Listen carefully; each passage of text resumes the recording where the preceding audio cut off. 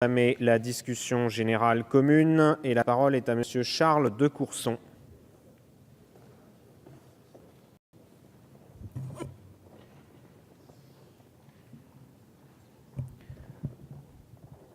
Monsieur de Courson, vous avez 10 minutes.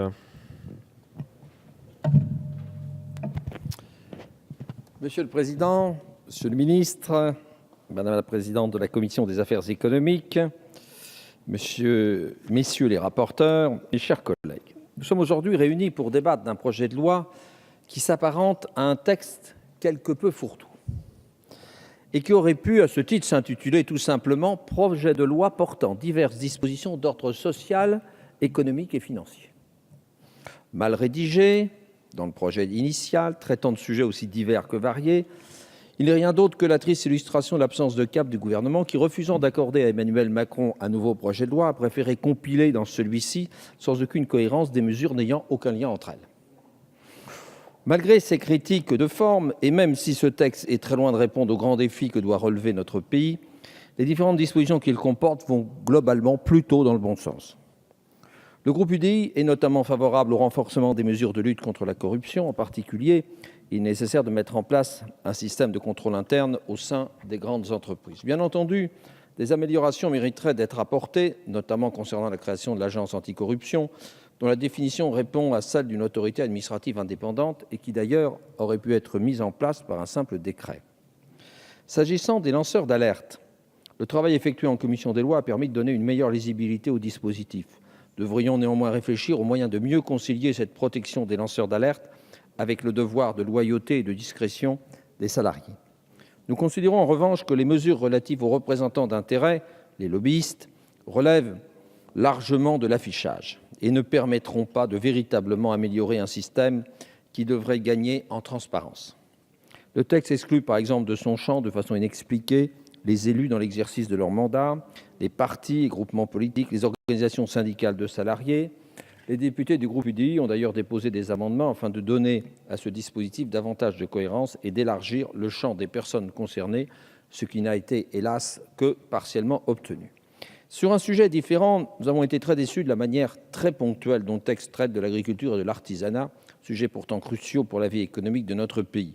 Sous l'impulsion de notre collègue Thierry Benoît, le groupe UDI avait le choix de déposer de très nombreux amendements pour tenter de faire évoluer utilement ce texte. Je note d'ailleurs que notre présidente a trouvé certaines de ces propositions assez utiles.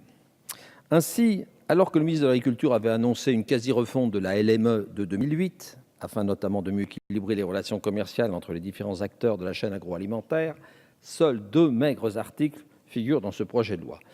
Nous déplorons vivement que rien n'ait été prévu pour aider certains de nos agriculteurs, en particulier les éleveurs, à sortir de l'impasse économique dans laquelle ils se trouvent depuis plusieurs mois maintenant. Si le ministre de l'Agriculture ne cesse de parler de plan d'urgence, il n'hésite pas pour autant à systématiquement décaler la mise en œuvre des mesures. Cet été, il nous annonçait des dispositions dans le PLF, puis lors du PLF, il nous a assuré qu'il y aurait des mesures ambitieuses dans le PLFR, et au moment du PLFR, il nous a été indiqué que la loi Sapin II serait le véhicule législatif idoine pour revoir les relations commerciales. Ce n'est nullement le cas, et le groupe UDI a donc déposé de nombreux amendements afin de revoir les négociations commerciales.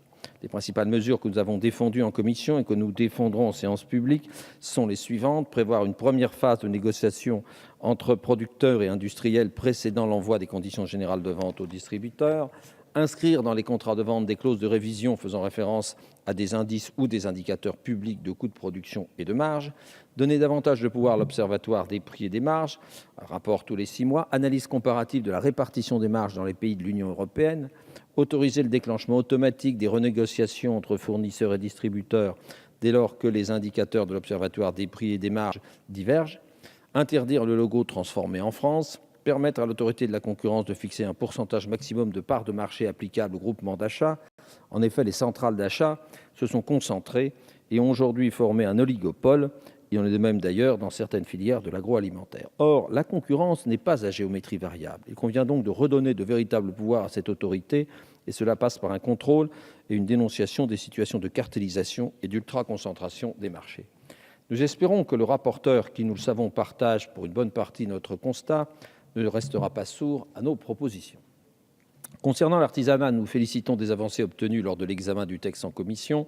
Ainsi, le stage de préparation à l'installation devra être effectué dans un délai de 60 jours après la demande d'immatriculation. Nous étions en outre pas favorables à l'extension des dispenses aux SPI, qui sont à présent d'ailleurs mieux encadrées suite au vote de certains amendements. Enfin, nous soutenons les évolutions concernant les qualifications qui permettent de davantage prendre en compte les organisations professionnelles. Nous restons néanmoins vigilants quant à l'avenir de certaines professions, par exemple celle des ramoneurs, qui pourraient être dévalorisées. Enfin, je dirai un mot des articles sur lesquels la commission des finances est saisie pour avis et qui recouvrent également des sujets d'une grande diversité allant du renforcement de la régulation financière à la protection des consommateurs en matière financière, en passant par le financement des entreprises ou encore la modernisation de la vie économique et financière. Il s'agit tout d'abord de transposer en droit français plusieurs textes européens qui traitent notamment de la répression des abus de marché, des comptes de paiement ou encore des services de paiement dans le marché intérieur. Le groupe UDI regrette tout d'abord que sur ces sujets très importants, bien que très techniques, un véritable débat n'ait pas été engagé au sein de la représentation nationale. En effet, ces transpositions sont le fruit d'un travail considérable au niveau européen et reflètent plusieurs mois, voire plusieurs années sur certains thèmes d'années de travail. Et la rapidité avec laquelle elles sont examinées au niveau national est choquante au regard de notre engagement européen. À travers ce projet de loi, le Gouvernement demande également l'autorisation de prendre de nombreuses ordonnances dans des domaines tels que le financement de la dette des entreprises ou encore des prestataires de services d'investissement. Or, le projet de loi n'encadre pas suffisamment l'action de l'exécutif. C'est pourquoi nous demandons au Gouvernement de ne pas se substituer à la représentation nationale et d'associer les parlementaires aux groupes de travail qui élaboreront certaines ordonnances. L'expression du Parlement, qui n'intervient qu'au stade de la ratification, est en effet insuffisante. Chacun sait que les ratifications ne donnent lieu pratiquement jamais à dépôt d'amendements, alors que juridiquement, on pourrait parfaitement déposer des amendements. Et nous regrettons que le Gouvernement demande aux parlementaires de se démunir d'un pouvoir qui est pourtant le leur. Enfin, plusieurs dispositions visent à étendre les compétences de l'autorité des marchés financiers et de l'autorité de contrôle prudentiel et de résolution. Ces entités sont des acteurs essentiels de la régulation financière et nous soutenons le renforcement de leurs prérogatives afin de sécuriser davantage le système financier et donc les consommateurs. Mes chers collègues, si le groupe UDI déplore l'absence totale de vision politique et d'ambition dans ce projet de loi, nous ne nous opposerons pas aux quelques mesures intéressantes, quoique souvent insuffisantes, qu'il porte. Nous espérons toutefois que le Gouvernement sera ouvert à nos propositions ambitieuses et surtout nos collègues, puisque jusqu'à preuve du contraire, ce sont les parlementaires qui votent et pas le Gouvernement. Et c'est sur la base des résultats des travaux de notre Assemblée que le groupe UDI déterminera sa position finale. Merci, Monsieur de Courson. La parole est maintenant